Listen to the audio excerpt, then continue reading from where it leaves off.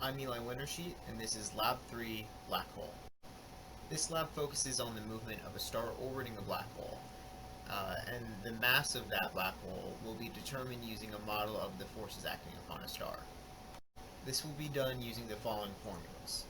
The first of which is the gravitational force formula, which is or the magnitude of the gravitational force formula, which is the gravitational constant 6.67 times 10 to the negative 11th, times the mass of the star times the mass of the black hole, all divided by the radius squared.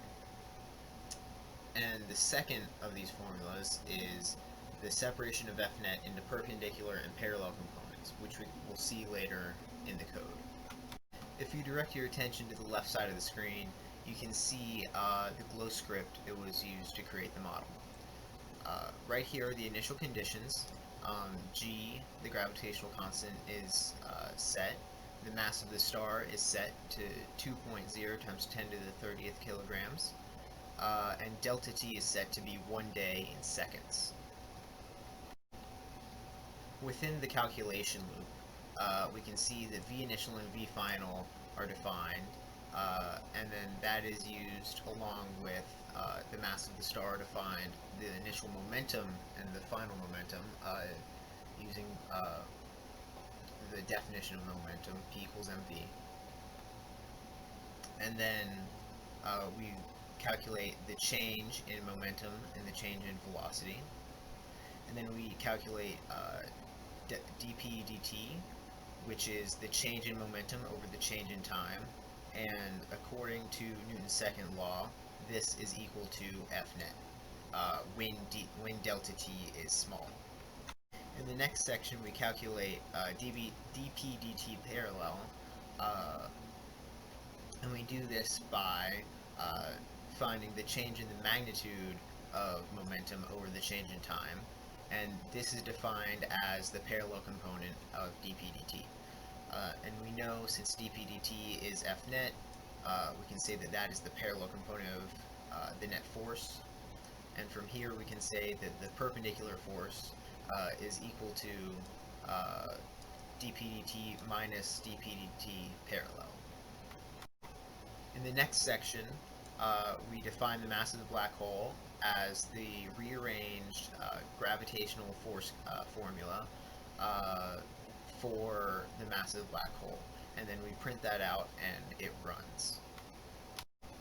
So when we run it, we can see that our random start time, or start position, starts right here, and then the star orbits the black hole, and the arrows show Fnet, F parallel, and F perpendicular. So if we run this again, you can see as the star gets closer to the black hole, the arrows get bigger, denoting that the magnitude of Fnet gets larger with respect to the distance to the black hole. When we average all of the values that are given by the model, we find that the average mass is 7.33 times 10 to the 33rd kilograms. The lab instructions asked what the difference between Fnet perpendicular and Fnet parallel is to dp dt perpendicular and dp dt parallel. And the only difference between these two is symbolic. The value, in this case at least, is the same. And so the symbolic difference is that dp dt is a measurable value, whereas Fnet is not. So we can measure momentum and we can measure time, so therefore we can measure the change in momentum and the change in time. And because dt is relatively small, we can say that dp dt is Fnet. The second question was, what if the black hole in the star orbits was switched with another black hole, and the motion stays the same? Would we be able to find a different mass for that black hole?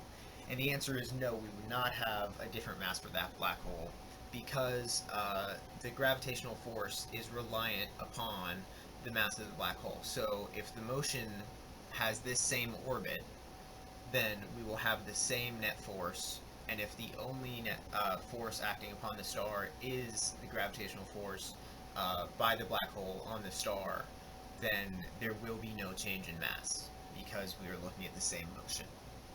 Thank you.